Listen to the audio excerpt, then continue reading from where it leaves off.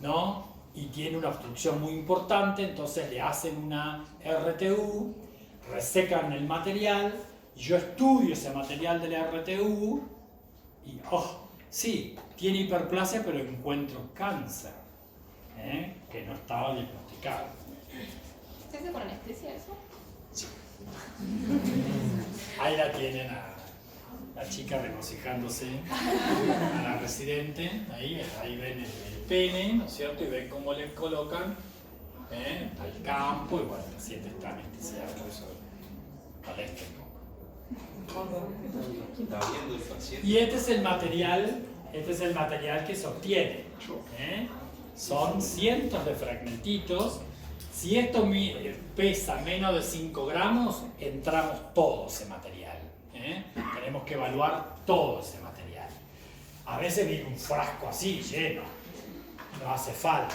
Pero igual entramos, por ejemplo, 4 cápsulas de material, que es mucho material evaluable, ¿no? O sea, está bien representado.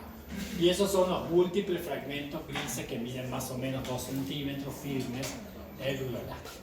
¿Sí? La próstata tiene que estar reinflamada para poder... Y bueno, la próstata normalmente pesa no más de 30 gramos, 25 a 30 gramos. Las hiperplasias prostáticas pueden tener hasta 100 gramos, o sea que son así. Cuando la próstata es una castaña, el tamaño de una próstata normal es una castañita. La hiperplasia prostática es una próstata que puede llegar a tener 100 o 100 y pico de gramos. Es una papa ahí que te obstruye la uretra. El paciente no puede orinar. Eso no molesta hasta para sentarse, así, ¿no?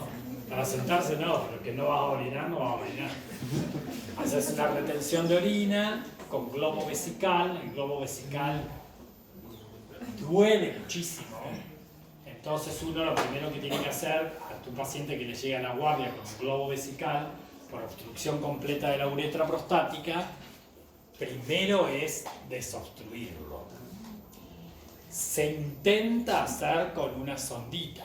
Se coloca una Foley, hay que tener práctica para eso, y se evacúa la vejiga, y luego hacemos los estudios para ver si es por hiperplasia prostática, que es casi seguro, y bueno, lo sometemos al tratamiento que sea necesario.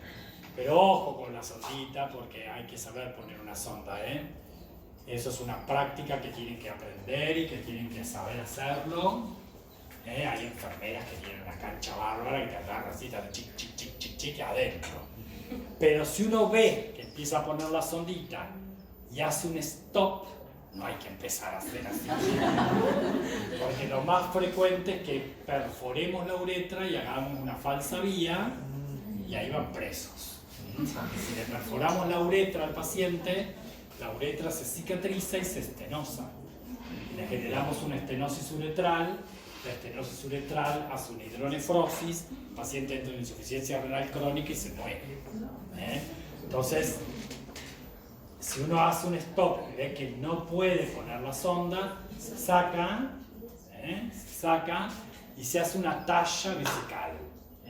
Se busca acá el pubis, se pone un campito y en el quirofanito le van a cortar, previo a una anestesia local, le van a hacer un tajito acá en las partes blandas, llegan hasta la vejiga y ahí meten la sonda, evacúan la vejiga, el paciente les va a dar un beso, el alivio que siente el paciente, el globo vesical duele muchísimo, es desesperante el dolor del globo vesical. Entonces, además la sensación de no poder orinar, que la vejiga te estalla, porque encima la vejiga con 800 mililitros de orina empieza a contraerse. Una vez te la bancás, pero si a la segunda o tercera vez no le da bolilla a la contracción de la vejiga, te orinas encima. Pero esa vejiga se contrae y no puede evacuar. Se contrae y no puede evacuar. Se llama vejiga de lucha, que es la que hoy vimos en la macro. Es una vejiga de lucha, ¿sí? Bueno, la otra es estudiar la vejiga, la vejiga de la próstata con prostatectomía, ¿cierto? En caso de tener la prostatectomía radical, ahí con un beniqué, yo estoy con un estilete, estoy colocándolo en la uretra, obviamente, esta es la próstata, ¿y esto qué es? Las vesículas seminales, ¿cierto? Cuando yo tengo la pieza quirúrgica, voy a dar como mínimo un taquito cada 10 gramos. Con esto les estoy diciendo que más importante que medir la pieza quirúrgica es pesarla, la pieza quirúrgica. Las glándulas se deben pesar. Entonces la peso y de acuerdo al peso yo saco como mínimo un taquito cada 10 gramos. Piensen que si esta próstata pesaba 80 gramos, mínimo tengo que tener 8 tacos para evaluar. Bueno, con respecto a la clasificación de tumores de la próstata, no los voy a embromar demasiado. Hay muchos tipos de cánceres de próstata, yo les puse acá algunos, pero el 85% o 90% de los cánceres de próstata son de estirpe epitelial, y el más frecuente es el carcinoma o adenocarcinoma de tipo acinar. ¿Sí? El adenocarcinoma de tipo acinar, que es este, que está constituido por glándulas pequeñas, pensemos cómo era la próstata normal, ¿no? Por glándulas pequeñas, con un estroma que puede ser desmoplástico y que tiene como características glándulas tapizadas por una sola capa, ya no vemos más la bicapa de la que hablábamos, y que tiene nucleolos evidentes y prominentes. Entonces, los tres rasgos más importantes del carcinoma acinar o adenocarcinoma acinar es acinos o glandulitas pequeñas en un estroma generalmente desmoplásico, a veces es más mixoide, a veces es menos celular, tapizados por una monocapa con células que tienen agrandamiento nuclear y nucleolo evidente o prominente. ¿Puede repetir, profe? Sí, glándulas pequeñas, nucleolo evidente, monocapa celular. Estroma generalmente desmoplásico. ¿Sí? Bueno, por supuesto que hay carcinomas originados en los ductos, carcinomas adenoscamosos, mucinosos ocoloides, microcíticos, uroteliales, etc. Pero el más común, al que nos vamos a referir generalmente cuando hablemos de adenocarcinoma de próstata, si yo no hago ninguna aclaración me estoy refiriendo al carcinoma acinar, al adenocarcinoma acinar. Si no, yo tengo que decir un adenocarcinoma ductal, un carcinoma transicional, tengo que aclarar, ¿no? El tipo histológico. Pero repito, más frecuente es el acinar. Para ustedes, el acinar. Bueno, ahí vemos una pieza macroscópica de un cáncer. Bueno, fíjense, esta próstata, acá tenemos la uretra, esta es la parte anterior, esta es la parte posterior, y acá vemos el cáncer. ¿Ven? Que es periférico posterior. Periférico posterior. Generalmente los adenocarcinomas son amarillentos. La hiperplasia es blanquecina. El cáncer es amarillento. Bueno, puede obviamente comprometer la uretra, puede comprometer la cápsula entre comillas, porque a ver, la cara posterolateral de la próstata tiene un tejido fibroso. Entonces, si yo en el taco veo por fuera tejido fibroso, estoy en la porción posterolateral de la próstata. Pero si yo estoy evaluando la cara anterior de la próstata, ahí puedo encontrar, además de tejido conectivo, voy a encontrar muchas veces tejido muscular. Muscular, liso. Entonces, ahí me doy cuenta de que estoy en la cara anterior de la próstata. Bueno, esta es otra imagen con una lesión. Fíjense que acá la lesión está acá, amarillenta. El resto de la próstata tiene microquistes y es de aspecto blanquecino así, porque esto tenía una hiperplasia previa y ha desarrollado acá un cáncer. Un cáncer. Profe, ¿esa sería una vista lateral? Está cortado transversalmente. Y acá está, o sea, así, ¿no? Y acá está la hendidura uretral.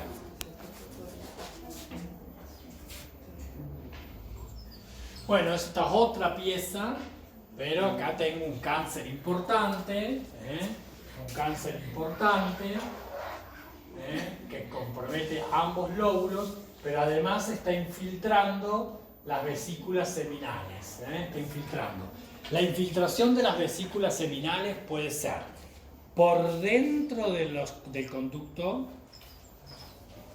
eyaculador.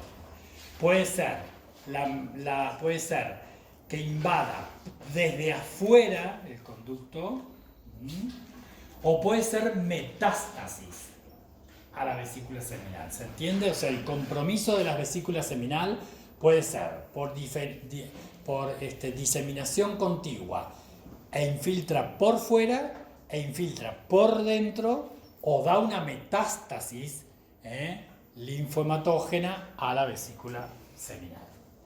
¿Sí? En la prostatectomía radical siempre debo evaluar el compromiso de las vesículas seminales. Siempre debo evaluar el compromiso de la uretra. Siempre debo evaluar el compromiso externo de la cápsula de la próstata. Siempre debo evaluar eso. Porque eso me sirve para la estadificación. Bueno, acá vemos cómo nosotros cortamos a la próstata así en rodajitas. Y bueno, acá señalamos, acá tiene un nodulito, que era un cáncer. En esta rodaja apareció el cáncer. ¿Sí? En rojo acá está señalada la uretra. Y fíjense, las fotos se las puse porque nosotros generalmente pintamos con tinta china la parte externa para que después cuando damos los taquitos sabemos cuál es el borde externo del taco, para ver si hay o no hay compromiso más allá de la cápsula. ¿Sí? Tiene que estar comprometida esa línea de tinta china para ver si hay infiltración capsular. ¿Sí? Entonces siempre se la debería pintar por lo menos con tinta china. Estas fotos se las puse para recordar que si bien siempre hablamos de adenocarcinomas, la próstata puede tener tumores mesenquimálicos. Este es un sarcoma, es un leiomiosarcoma, no es un carcinoma de la próstata. Se la puse a propósito, fíjense que es un tumor enorme que compromete la uretra, que compromete todo un lóbulo y parte del otro, con necrohemorragia. Y recordemos que el leiomiosarcoma, dentro de los sarcomas, es posible porque el estroma de la próstata tiene músculo liso. Entonces puede haber leiomiosarcomas, para que vean de que pueden haber otros tumores. Bueno, esto microscópicamente es un panorámico. La fotito está bárbara porque en el preparado yo tengo todo un corte de la próstata completo. Y fíjense que el tumor abarca todo esto, posterior y lateral de este lóbulo.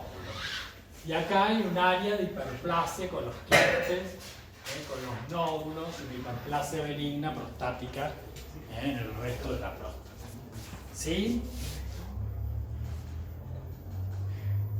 Bueno, acá vemos un cilindro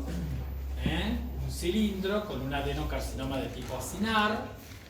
Esto está bastante bien diferenciado, o sea, claramente veo las glandulitas pequeñas, apiñadas, con patrón infiltrativo, no hay ningún problema. Esto es un cáncer de bajo grado. Acá, para que vean un poquito más el detalle, acá hay un poco de mayor alto grado, los núcleos, los vuelvo a remarcar, los núcleos agrandados, los acentos. La monocapa. Bueno, este es otro elemento que debemos buscar, tanto en las biopsias como en los tacos de prostatectomía, y que es la invasión neural. Vemos acá, como acá hay un filete nervioso que está comprometido periféricamente por glándulitas atípicas. Hay invasión perineural. Cada cosa, el pronóstico ya dijimos, se ensombrece bastante. ¿Sí? Bueno, si tengo duda puedo hacer una proteína S100, en donde acá tengo el filete. Si dudo que lo que estoy viendo es un filete, y ahí ve la flechita marca las glandulitas que están adheridas al filete nervioso. A veces no estamos seguros si lo que estamos viendo es un filete nervioso. Generalmente no hay problema, pero bueno, para graficar un poco. Bueno, desde el punto de vista inmunistoquímico, no siempre pedimos inmuno para el diagnóstico, en general no la necesitamos, pero sí la inmuno nos sirve para, por ejemplo, determinar si es adenocarcinoma de próstata pobremente diferenciado, aquellos que no hacen glándulas, que no hacen patrón glandular, versus, por ejemplo, un carcinoma urotelial, que invadió, por ejemplo, un carcinoma urotelial de la uretra o de la vejiga que invadió la próstata. Entonces, urotelial versus prostático pobremente diferenciado, necesito hacer inmuno. ¿Sí? O pedimos inmuno cuando yo tengo una metástasis y quiero saber si es de origen prostático. Pedimos inmuno. En general no la necesitamos para el diagnóstico de las neoplasias. ¿Sí? ¿Qué podemos pedir? Bueno, antígeno prostático específico, como vemos ahí, positivo. Eso me dice que el origen es prostático, sí o sí. O la proteína, la fosfatasa ácida prostática, que también es específica del cáncer de próstata. El cáncer de próstata. Si queremos hacer inmuno, por ejemplo. Bueno, el score de Gleason, es el factor pronóstico más importante en la próstata. Sí o sí hay que hacer el score de Gleason. Hoy ya estamos utilizando, basado en el score de Gleason, otra clasificación que yo se las voy a nombrar, que es mucho más fácil. ¿Sí? Este es Donald Gleason, que describió este score para el cáncer de próstata hace 53 años que seguimos utilizando el score de Gleason. Y es el factor pronóstico más importante. ¿En qué se basa este score? Se basa en el patrón glandular. Y yo debo mirarlo a bajo aumento. Es el factor pronóstico, como dijimos, más importante. Y hoy, a partir del consenso del 2005, se vio que el score de Gleason que más abunda, o sea, el más frecuente, es el score de grado 4. Ese es el score que generalmente vemos en la mayoría de los tumores de próstata. Eso no quiere decir que no hayan otros scores.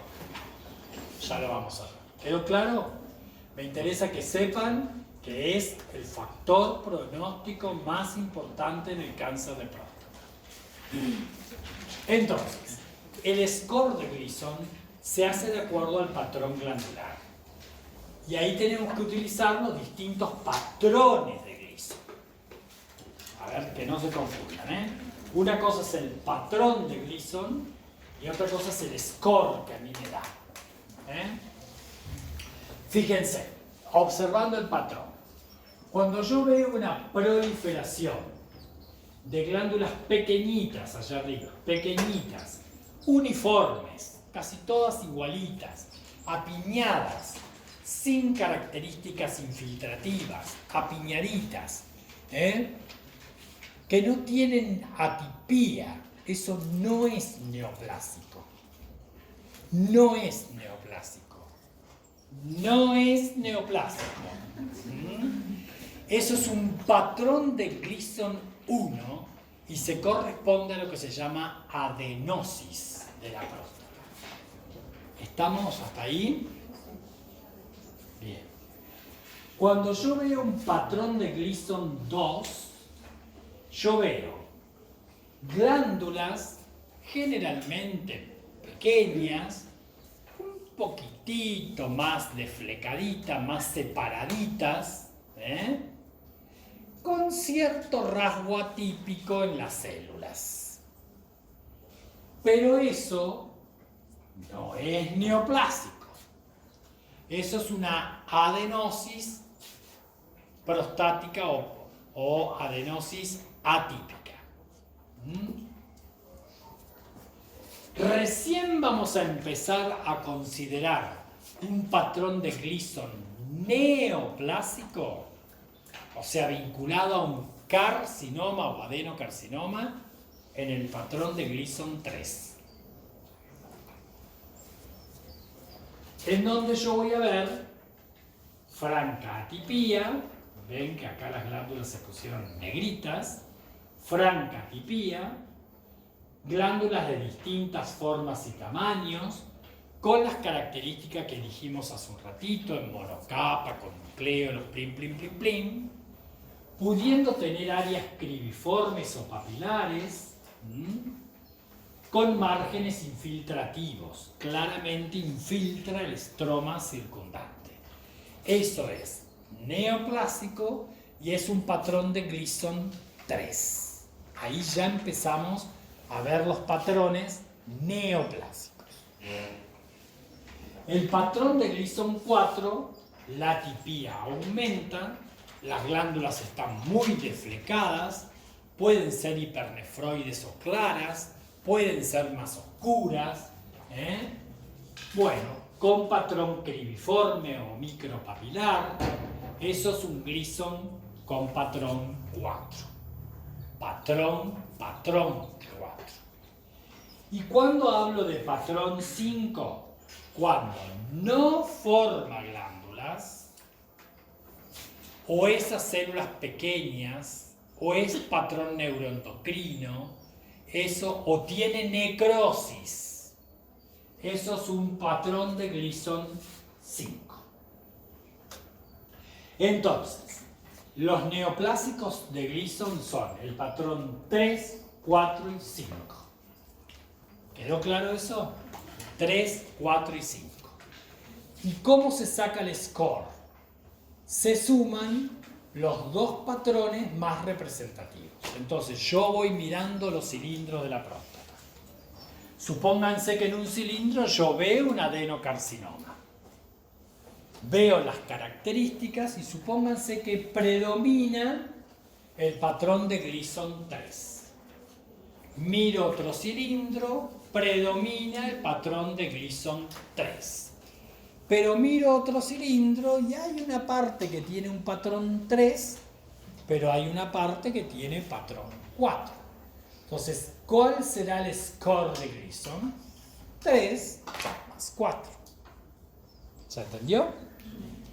Para sacar el score de Gleason, tengo que sumar los dos patrones de Gleason neoplásicos más representativos. ¿Qué pasa si todos los cilindros que tienen cáncer tienen patrón 3? Pues entonces será 3 más 3. Se repite el patrón representativo. ¿Se entendió? A veces vemos 3 patrones. Supónganse que yo veo áreas de patrón de Gleason 2, áreas de 3 y áreas de 5. ¿El score cómo es? 3 más 5. El 2 lo volamos. Porque el 2 no es un patrón de Gleason neoplásico. ¿Se entendió cómo es? Para ustedes, porque esto no es tan simple, para ustedes el score de Gleason se saca sumando los dos patrones glandulares a bajo aumento más representativos. Puede pasar, para complicarles la vida, puede pasar que yo tenga 98% del cáncer con patrón 3. Y hay un 2% de ese cáncer que tiene patrón 4. Como el 4 es peor que el 3, Yo digo, es 3 más 4. Cuando habla de representatividad, entonces no es proporcionalidad. No, es lo más representativo. ¿Sí? ¿Qué pasa si es al revés? Espere, profe, ¿cómo dijo recién? 4 más 3. Si tengo... Supónganse que yo estoy mirando 12 cilindros. Sí. De los 12 cilindros, en 5 encuentro adenocarcinoma. De esos 5 cilindros, en 3 el patrón de Gleason es 3. Y en 2 el patrón de Gleason es 4. Es 3 más 4. ¿Sí? Así saco el score. Pero ¿qué pasa si, por ejemplo, yo tengo de los 12 cilindros, 5 tienen cáncer? Y todo el cáncer que yo veo es patrón 3. O sea, pónganle que el 98% de la extensión de ese tumor tiene un patrón 3. Pero veo un 2% que tiene un patrón 4. Lo debo considerar. Es 3 más 4. Así yo vea 2%. ¿Sí? Porque se rige el pronóstico de acuerdo al patrón de peor pronóstico. ¿Se entiende? Pero supónganse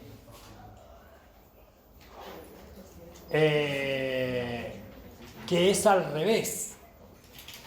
El 98% es 4. Y tengo un 2% de patrón 3, 4 más 4. es 4 más 4. 4 más 4. Bueno, eso lo maneja el patólogo, pero sepan cómo se calcula el score de Gleason, ¿sí? Entonces de ahí, de acuerdo al score, yo voy a ver si el cáncer es bien diferenciado, moderadamente diferenciado, pobremente diferenciado o muy indiferenciado. Para saber qué van a hacer con mi paciente. Pues yo digo, sí, tiene un adenocarcinoma de tipo acinable. Una cosa es un 3 más 3 y otra cosa es un 5 más 4. Ese paciente que tiene un cáncer indiferenciado, no sé si con la prostatectomía va a andar solamente. A ese paciente hay que hacerle otra cosa, que ya vamos a ver. Entonces después ya el oncólogo verá qué le ofrece como tratamiento a ese paciente. Bueno, esto para reafirmar que los patrones de Gleason solamente neoplásicos son el 3, el 4 y el 5. ¿Quedó claro eso, no? Patrones de Gleason hay 5, pero en el score utilizamos el patrón 3, 4 y 5, que son los neoplásicos. Los otros, adenosis atípica, o hiperplasia adenomatosa atípica, que se llama también, o adenosis, que es el grupo. Acá yo puse ejemplos. ¿Ven? Por ejemplo, este tumor puede ser 3 más 3. Porque todo es 3, esto es todo 3. Entonces le pongo grado de Gleason 6 porque el score es 3 más 3. Acá yo tengo, esto es 3, pero esto es 4. Entonces es 3 más 4. ¿Se entienden? Bueno, o al revés, 4 más 3. O puede ser que sea todo 4, entonces 4 más 4, y así sucesivamente. ¿Se entiende cómo se hace Esto es muchísimo más complejo, porque después depende del tipo histológico el score que tiene. Que ellos si tiene mocos, si tiene células foamicel, si tiene glándulas rotas, si tiene, no sé, degeneración colágena, si tiene estructura glomeruloide, si tiene células pequeñas, etcétera, etcétera. Patrón neuroendocrino, etcétera, etcétera. O sea, es más complejo, pero para ustedes, hasta acá. Bueno, lo que sí es importante el valor que tiene el score de Gleason, porque va directamente asociado, ¿no es cierto?, a la posibilidad de invasión ganglionar y a la sobrevida a los 10 años. Ven, un paciente que tiene un score de 4, por ejemplo, tiene a los 10 años una sobrevida del 97% más. Andan muy bien. No es lo mismo un paciente que tiene un score de 8, que a los 10 años lo más probable es que yo no esté vivo. Entonces hay que tener cuidado con el score. Es directamente proporcional a la sobrevida y a la posibilidad de invasión. Bueno, la TAC se pide solamente para el estudio de los ganglios. Para el estudio de los ganglios, para estadificar el cáncer de próstata, pedimos TAC, pero para evaluar no el cáncer, sino el estadio ganglionar. Si hay o no hay ganglios. Como en este caso, hay ganglios comprometidos, agrandados. Si yo tengo ganglios positivos, en un diagnóstico previo ya de cáncer de próstata, no se hace la prostatectomía radical. Ese paciente no va a cirugía, ¿no es cierto? Ese paciente va a hormonoterapia. Entonces, es importante evaluar el estatus ganglionar, eso se hace a través del TAC, y si vemos ganglios positivos, ya está, a ese paciente no se le puede ofrecer la prostatectomía. ¿Por qué ¿sí? sí? No, pues ya no hay más nada para hacer. Sí, es un estadio D, ya está. Se le hace, sí, se le ofrece hormonoterapia. Y la gammagrafía es solamente para detectar metástasis óseas. La gammagrafía solamente se pide para las metástasis óseas. La estadificación, ya vamos terminando. La estadificación, bueno, un estadio 1 es, para hacerla simple, ¿no? El estadio 1 es cuando yo tengo un tumorcito que no es palpable, no es evaluable clínicamente y es intraprostático. Es un hallazgo accidental, incidental. Estadio 1, que van a ver que después lo dividen A, B y C, de acuerdo si es focal, difuso o con biopsia previa con antígeno elevado. ¿Sí? Bueno, no importa tanto. Yo sé que es estadio 1 mientras sea un foquito o más grande, pero intraprostático, no detectable clínicamente. ¿Sí? Eso es estadio 1. ¿Eso es lo del foco mínimo? ¿O no? Claro, el foco mínimo entraría dentro de este estadio. ¿Sí? El estadio 2, que también puede ser 2A, 2B, 2C, no importa tanto eso para ustedes, es el que es detectable macroscópicamente, clínicamente, pero circunscripto a la próstata. ¿Sí? Ese es el estadio 2, que también se divide de acuerdo a si es unilobular, ocupa los dos lóbulos, etc. Se divide en A, en B y en C. No importa tanto para ustedes. Entonces, si es un hallazgo incidental, no palpable ni radiológicamente visible, estadio 1. Si es macroscópicamente visible, palpable, pero se circunscribe a la próstata, es estadio 2. ¿Sí? El estadio 3 es cuando compromete fuera de la próstata. Fuera de la próstata. Órganos en continuidad o la vesícula seminal, como en el esquemita acá. ¿Sí? Eso ya es cuando hay compromiso extracapsular o de vesícula seminal, el estadio 3. O C le dicen algunos. A, B, C. Y D es cuando hay compromiso, ¿no es cierto?, de ganglios o metástasis a distancia. El estadio 4 o D sería. ¿Quedó claro? Esto, profe, el 4 es el que era el más común encontrar, había dicho antes. No, no. el score de el Gleason score de Gleason 4 es el que más prevalece. Y esto también es para... Estos son los pronóstico. estadios. No. Estos son los estadios. El estadio es un factor pronóstico también, ¿no es cierto? El score de Gleason es un factor pronóstico, el tipo histológico es un factor pronóstico, el estadio es un factor pronóstico. ¿Sí? Entonces yo como patólogo le debo informar al paciente, al médico, si hay compromiso de la cápsula, si hay compromiso de la vesícula seminal, el tipo histológico, el score de Gleason. Entonces él une todos esos datos, el tamaño tumoral, etc. Une todos esos datos y saca los factores pronósticos, para ver qué van a hacer con ese paciente.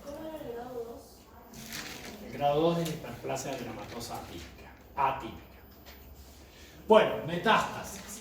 Los sitios de metástasis, el cáncer de próstata, más allá de la invasión por contigüidad, como vimos. Bueno, lo que invade generalmente es o la uretra, o las vesículas seminales, o la vejiga, por contigüidad. Puede hacer diseminación a ganglios locorregionales. O puede hacer metástasis por vía hematógena, especialmente a hueso. Pero puede hacer a pulmón, a adrenales, a cerebro, etc. ¿Sí? Especialmente a hueso. Hueso, columna lumbar en especial, eso es lo patognomónico. Metástasis en un varón mayor en la columna lumbar es por un cáncer de próstata casi seguro. ¿Sí? Puede ser torácica, puede ser sacro, puede ser ilíaco, pero casi siempre es lumbar.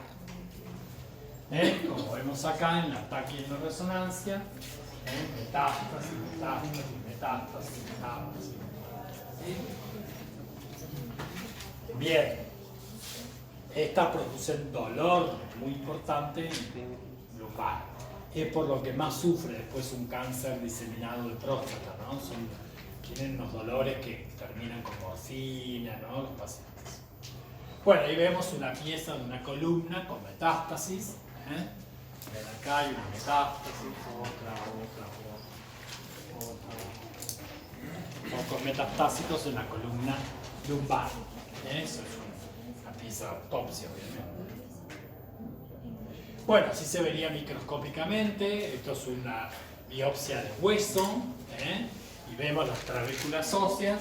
Y vemos que el espacio intertrabecular, ¿no es cierto?, está ocupado por una proliferación neoplásica que se correspondía con un adenocarcinoma del tipo acinar prostático.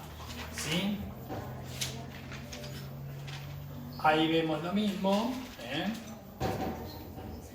con una citoqueratina para ver que eso era una metástasis de algo epitelial, todo lo que ven en el espacio intertrabecular. Y acá tiene hecho un antígeno prostático específico que me da el origen. Si esto es positivo para antígeno prostático, es una metástasis en un cáncer de próstata. ¿Sí? Acá ven la trabécula ósea y acá en el espacio intertrabecular, en vez de haber todo el tejido hematopoyético, está reemplazado por un cáncer, ¿no? Por una metástasis. Y metástasis a distancia, bueno, acá en este ejemplo es el nivel del hígado. Estas son metástasis hepáticas de un cáncer de próstata. ¿Sí? Metástasis hepáticas, esto es un estadio avanzado de. Bueno, y en cuanto a los tratamientos, bueno, una es la prostatectomía radical. Si tenemos antígeno prostático positivo, 0,2 nanogramos por mililitro después de la prostatectomía, eso implica una recaída del paciente. Y bueno, eso se llama recaída bioquímica. Entonces, una de las cosas que podemos hacer es la prostatectomía. La prostatectomía se hace generalmente en estadio A o en estadio B. En estadio A o en estadio B. ¿Sí? Las complicaciones de la prostatectomía son estas tres, las más importantes. Tener en cuenta la hemorragia intraoperatoria. Puede sangrar y hacer hemorragias el paciente. La otra temida es que cuando se hace la resección de la próstata se destruye mucho filete nervioso simpático y parasimpático especialmente, erectores de Herzog, y el paciente queda con impotencia sexual. Esto hay que tenerlo muy presente en los pacientes jovencitos, como decíamos al principio de la clase, que hacen cánceres de próstata, que yo a los 36 años. Bueno, le haces la prostatectomía, le sacaste la próstata, bueno, puede vivir sin la próstata, Generalmente si el tumor era pequeñito, no había metástasis ni nada, lo curaste. Pero un pibe de 36 años que queda con impotencia sexual es un problema, ¿sí? Es un problema. Y en la otra, que esta es la más importante de las complicaciones, es la incontinencia urinaria. Guay con los cánceres que comprometen el ápex. Cuando hay compromiso del ápex de la próstata, ustedes tienen la próstata, es como una castañita con vértice inferior. El ápex, que es esa puntita, cuando está comprometido el ápex, ahí, cuando se hacen las resecciones y demás, o por la infiltración en sí, se complica la historia y el paciente puede quedar con una incontinencia urinaria. Entonces es muy importante la evaluación del ápex, muy importante histológicamente estar seguro de que hay cáncer o infiltrado el ápex de la próstata. Siempre que sacar tacos del ápex. Bueno, y la hormonoterapia que se va a dar básicamente en los pacientes con estadio avanzado, donde ya no podemos ofrecerle la cirugía o la braquiterapia, ¿no es cierto?, o la radioterapia, que es el otro tratamiento en los estadios A o B, es cirugía más radioterapia, y en los estadios avanzados es directamente hormonoterapia, que se basa en el bloqueo de la liberación de hormona luteinizante, generándose una menor liberación de andrógenos, como la testosterona, ¿no es cierto? Es un tratamiento antiandrogénico que se hace o con estrógenos sintéticos o con inhibidores del liberador de hormona luteinizante. ¿Sí? Así sería lo normal y acá cuando está bloqueado. La braquiterapia es la radioterapia interna, porque existe radioterapia externa también, pero generalmente cuando se hace radioterapia, la mayoría de las veces es radioterapia interna, donde se colocan estas semillitas radioactivas en la próstata que destruyen el tumor. ¿Sí? Así se vería por imágenes colocadas las semillitas en la próstata radioactivas para destruir el tumor. Esto se llama braquiterapia o radioterapia interna. ¿Sirve eso? Sí, sí, por supuesto. En los estadios A y en los estadios B, repito, lo que se le ofrece al paciente es la prostatectomía radical, pero si tiene ganglios comprometidos, recordemos que ya ahí no está indicada la prostatectomía. Entonces se puede aplicar radioterapia. Vamos a achicar masa, vamos a eliminar tumor y le vamos a aumentar la sobrevida, ¿no es cierto? Y si no, en los estadios muy avanzados es hormonoterapia. La hormonoterapia anda bastante bien, responden bien, hay generalmente remisión, pero a medida que va pasando el tiempo se tornan resistentes. Luego viene la progresión y por último la muerte. La esperanza de vida no son más de 15 años. En un cáncer de próstata localizado se puede curar, pero en un cáncer de próstata avanzado, por más que se hagan tratamientos, la esperanza de vida no va más allá de 15 años. Bueno, no le teman al tacto rectal. Muy bien. ¿Alguna pregunta? Sí, cuando en el tacto rectal se palpa pétreo, duro,